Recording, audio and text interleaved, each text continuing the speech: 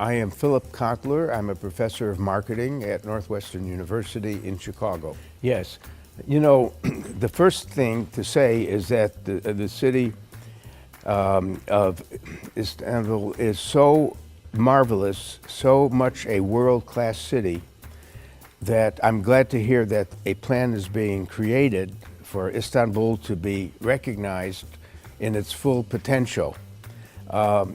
There's so many layers of and centuries that made this city 8,500 years of history, drama, and the main thing is such a city deserves to be working to get tourists, to get business people, to bring factories to the city, to get talent to move to Istanbul when you might need, for example, digital talent from elsewhere.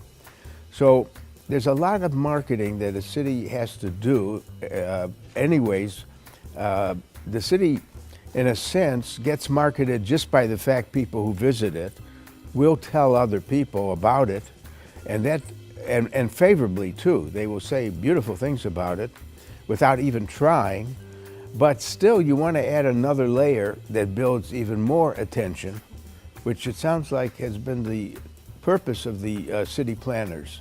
I believe very much in what I call place marketing. I wrote a book about how do you market a place.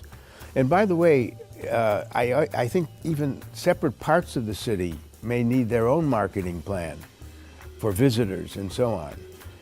And I always wondered, how does one even choose what to see when there's so many wonderful things to see? I am so impressed by the uniqueness of being the connection between the East and the West in a sense. And I even thought that's a reason why Turkish people should perhaps be good at bringing separate parties, separate viewpoints together to resolve any conflicts, because they have a sense of what the East wants and what the West wants.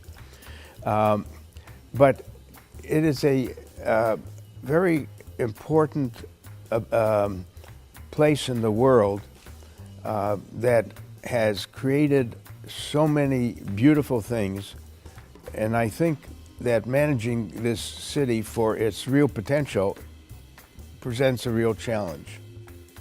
Oh, I had the pleasure of coming here from Vienna to Istanbul by Turkish Airlines.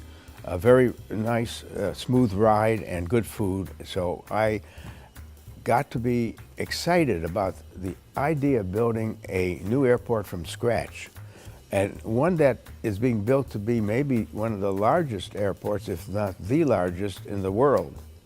And they are proceeding very carefully and slowly, because when it opens, it's going to be the darling of the press and of the tourists, and it better not have any real problems. So it has to be pre-tested and tried out, but I think it will add many more visitors to Istanbul and to Turkey anyways, because a lot of people stop here to move to other parts of Turkey. So it's going to be an incredibly good addition to the city. And if they are connecting it with the right transportation, it will work nicely.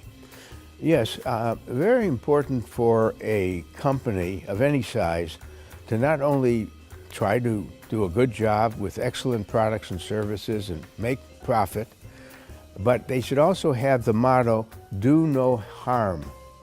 Don't harm the planet. Don't harm people. And most of the leading companies now don't just judge their performance by their profits. They use what we call a triple bottom line. What did we do for our profits? What did we do for our people? And what did we do for the planet?